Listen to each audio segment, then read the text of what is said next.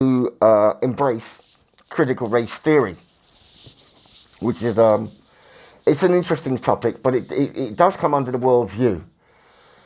And I put it this way: either a creationist Christian believer, believe in God, Jesus Christ, and so forth, and the truth, or you're a neo-Marxist, post-structuralist, um, post-structuralist, postmodernist, social constructionist believer that there is no absolute truth. And you have to believe in things like white supremacy, all that kind of jargon, where I believe there is an ultimate right, and it matters not what colour you are. If you're doing evil and bad things, that's on you, right? I don't see a thief that sees a woman at the bus stop and he takes her by surprise and stealing her bag and runs off with it and goes to the pub and says, "There, look what I got." I don't see him being supreme. Actually, possibly the opposite, because the only way he can benefit is by cheating. But, you know, the Afrocentrics get on my nerves. They're a bit silly. This is an interesting book. This one's called A Betrayal of the Negro, from Rutherford B. Hayes to Woodrow Wilson. And it's by an African-American scholar by the name of Rayford W. Logan. Again, you need to read this book because you will get to know a bit more about Reconstruction and who rolled back on Reconstruction. And Reconstruction is the period after the Civil War where they were trying to, obviously the Republicans had won. And the Republican Party was, incidentally, was founded by ex-slaves, freedmen, and abolitionists. 1854. I did not know that. Thank you, Dunstan. Leo Dunstan is an American. He used to be a Democrat. He is now a Republican. He's an African American, and he just said he's going to run for Congress 2024. Good luck on that, Leo Dunstan, and thanks for the education, because I checked it out. And indeed, it's true. So the Republican Party was the party, even though Lincoln himself was a racist. And this is another African American scholar by the name Lerone Bennett Jr. has written a book. It's called Forced into Glory. Right? He was a terrible racist and didn't believe that there could be a multiracial society where whites would respect blacks. Be that as it may. So I'm excuse me for jumping. I'd hate to go through detailed video after detailed video only to find out that for some reason the audio hasn't come out or something's buzzing, and it does get a bit tiresome. So this is a kind of it's a rough guide.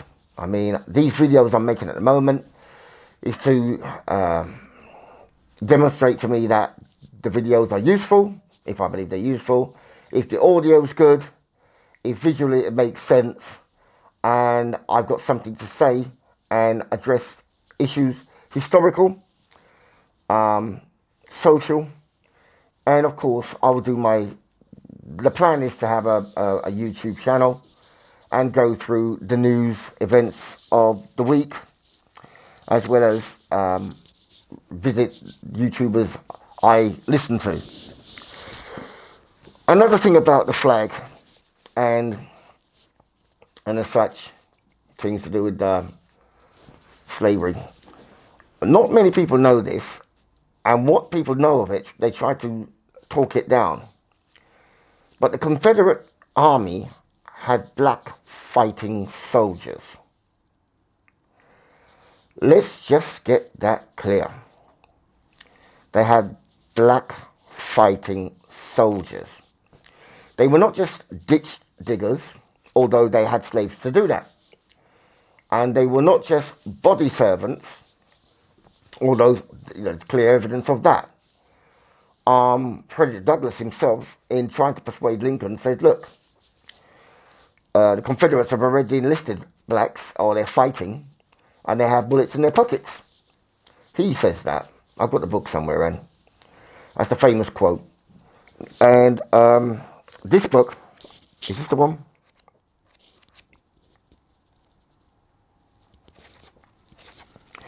This is an interesting book. Yeah. Where it's got the roles of who served in what company under what general. It's called Black Confederates. Right? And this is by, well, it's edited by Charles Kelly Barrow, J.H. Segars, and R.B. Rosenberg. It's got the ages of these people, some of them, the deaths. I've got another one over there as well. But this one tells you, where some of these guys served. 14th Tennessee Cavalry. This guy, Bobbitt Carter. Gosh. Some of these guys were horseshoers. Well, yeah. Stewards, hospital stewards, quartermaster's deputy, body servant, teamster. These are kind of some of the jobs that they had, as well as infantry. You see, the story is much more complex than that. People think, oh, I wouldn't fight for the slave master. It depends on what Hollywood movie you've watched. That's actually riled you up, because once you watch a Hollywood movie produced by somebody who's got a vested interest of designing history in a certain way, that you respond exactly the way he does today. Right? Supply wagon driver, labourer. Anyway, I'm just saying, there were many Confederates who fought. Now, was it something that Jefferson Davis wanted? No. And by the time Jefferson Davis signed it into Confederate law that there's going to recruit these 300,000 Negroes, well, the fight had already lost. You'd already lost the fight, basically.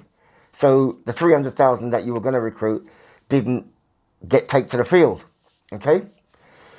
But you had generals, the Irish guy, Claiborne. Claiborne was crying out for blacks to enlist long time ago. I think there was a discussion with Lee. There were generals were saying, come on, you know what I mean? Let them fight. But you got the big holdouts. You see, when money run things, money by politician, and politicians, they are a bit like Theresa May. They really are not loyal. These hoes ain't loyal. They will sell the country out lickety split for a dime, a dollar. You know what I mean? And anyway, here we've got Black Confederates and Afro-Yankees in the Civil War, Virginia. This guy, you probably get him on YouTube, Irvin L. Jordan Jr., black, African-American. This is his book, and it goes into it. I think this one's got pictures as well. Yeah, it's got a few. That one's got some actual photographs. This goes into detail. And I've got Nathan Bedford Forrest over there.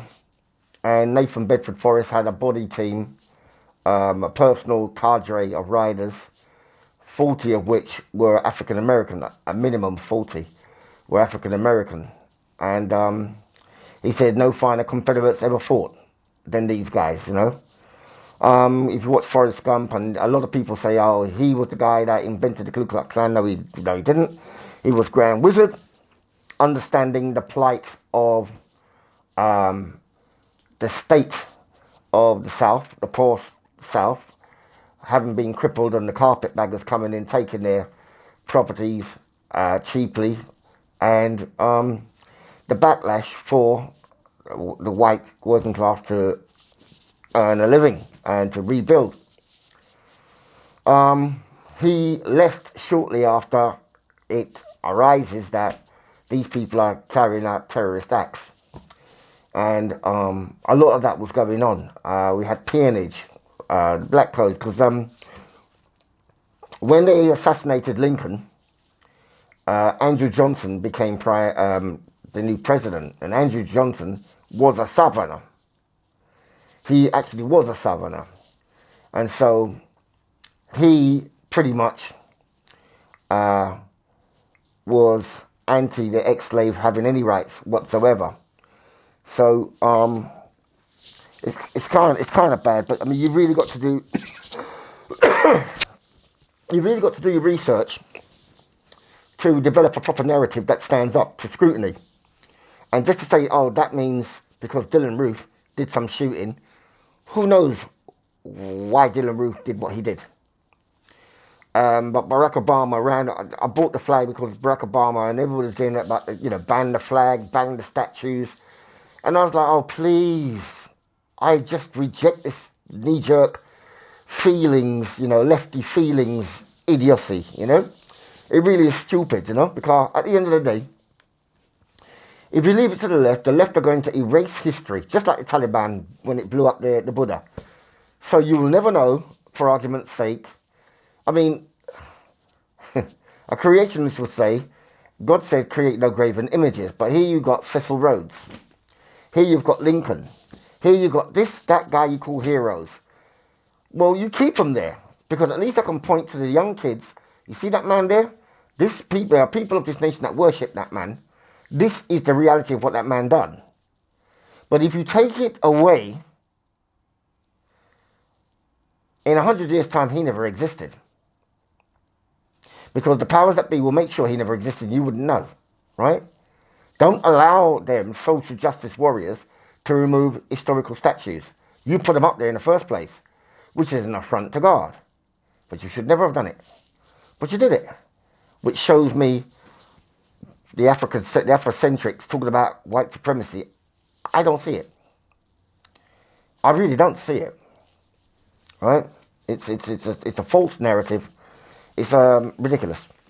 So anyway, the video I did before this was to do with Kanye when he met Trump.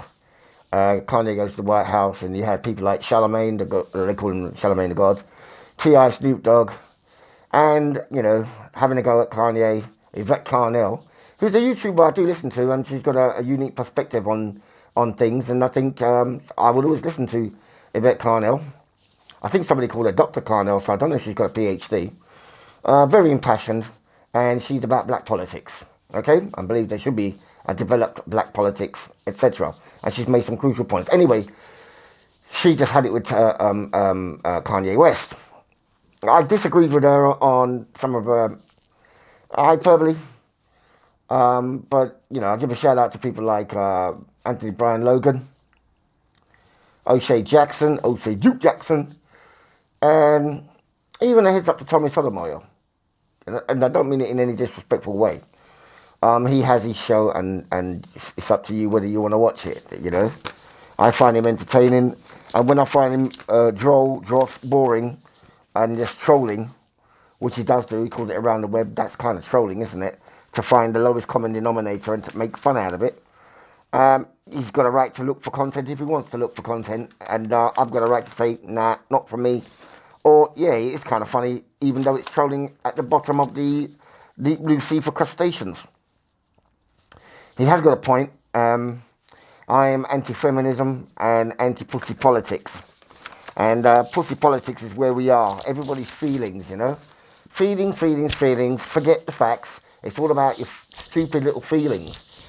And we've got a top cop, Cressida Dick, it must be something like 5'1", 5'2".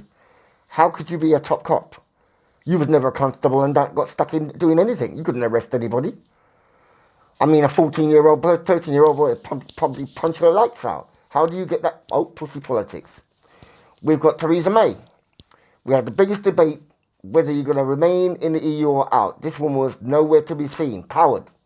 She gets the job of leader of the Conservative Party. We're in a no man's land at this moment. What up? Yep, pussy politics. I'm sick and tired of it, and I've had enough of it. The Marxist, leftist belief that women are just as intelligent as men. It's a myth, and we see it, evidence of it day in, day out. Of course, they've got a thing called hate laws. So if you speak the truth about such things as women are not as intelligent as men, they can get you on hate law, hate crime, jail you, ruin your life. This is where the left has taken us, and this is where it's a gynocentric world we're living in. It really is, and we're being played by the feminists who claim the patriarchy to be all bad, but to my mind, the patriarchy that you're complaining about is giving you undue rights, unfettered rights. And, you're getting these top jobs for not being able to do the work. So anyway, I am going to confess this is not one of my best videos. And simply because I don't know if after all this babbling, one, it's recorded so I can download it. And two, because I didn't structure it in the way that I had before, it's kind of just bouncing around a bit. So let me just recap on what I spoke about. Of course, I got your attention with the Confederate battle flag, okay? And it's just a battle flag. The flag they had before in the field resembled the Star-Spangled Banner, so it's confusing. And they eventually came up with this one, which is the one that General Lee probably, moreover. There were other battle flags as well, but this is the one everybody recognizes and respects.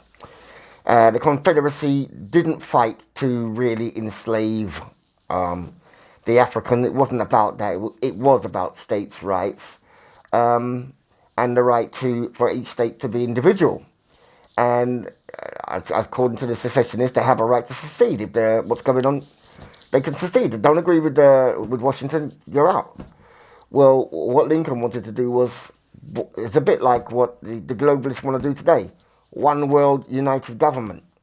It's the Tower of Babel again, by want of a better word, it's the Tower of Babel, and he who controls the tower controls, do you know what I mean? So if we look at it from that perspective, we ought to know who's doing what and what the end game is. I spoke of critical race theory and Derek Bell, and the fact that he uses fiction to express a narrative, and the reason why you're going to use fiction to express a narrative of racial injustice, to let you have a look again, because it's no matter how often I, as a man of colour, whose parents hail from the Caribbean, try to tell the powers that be the injustices, show them on video, they're ignorant to it and won't listen. And they are slow to action. That's not the sign of someone supreme to me. But the Afrocentrics, who I believe are page agents, they believe that. Okay? What's right is right. What's wrong is wrong. It should be easy to recognise when it's hailed out to you and you take action. So, you could speak to these people, use sign language to these people. He happened to use fiction to bring it out. It's a useful tool, and other people are now using it. Now, at least this white fella, David Gilborn, is speaking about the injustices black people face in England. But you get others who are speaking injustices for themselves. They don't care about the black issue. They don't want to hear details about slavery, how extensive it was, and how bad it was. They don't want to hear about Natchez, Mississippi, where 20,000 slaves held by the Union were starved to death and put in the Devil's Punch Bowl. YouTube, the Devil's Punch Bowl, slavery, and you'll get a very interesting video, right? And let's be honest, the Irish in New York rioted when Lincoln gave his Emancipation Proclamation, killing over 300 blacks. They were not interested in fighting for, quote unquote, the black man's liberty, because as far as they were concerned in the North, he's competition for jobs. And, that's the usual thing with, it's happened many times, and we should not forget it. And this is an interesting book, Black Confederates. So I am just telling people not to throw your toys out the pram when you hear or see the flag. And if you see Klansmen giving it the Hitler sign, they're probably paid agents. They want you to not look, not read, not assess. And I understand the Americans, because if I've got a Union Jack, and someone says, oh, Britain's a racist country, yes, it's got an imperfect past.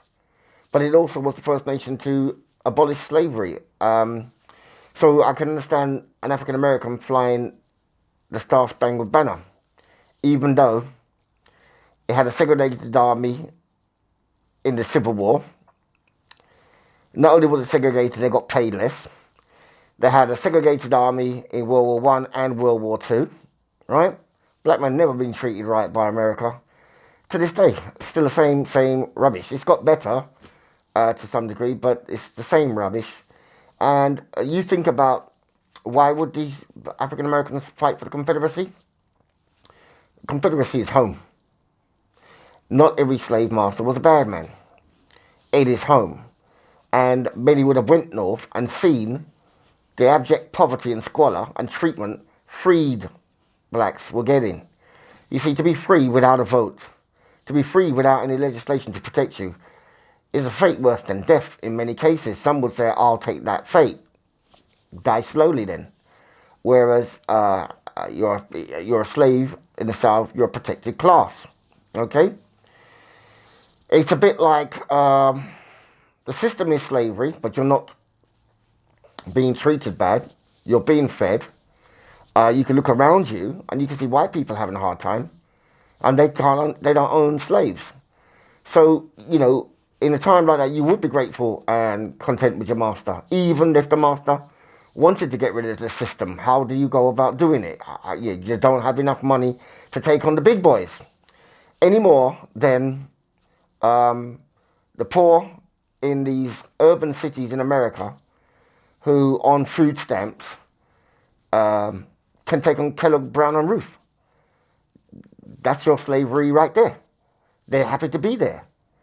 They ain't going to rise up and fight. Do you know what I mean? Barack Obama gets waved in front of their face and they're happy. Okay? So it's not that difficult to believe that black Confederates would have fought for the Confederacy. And not just to kiss Master's boots or because he was forced to. It's actually home. In fact, there's a tale of a story of a black plantation owner. And he owned slaves, the black guy. Somebody said he was even harsher on his slaves.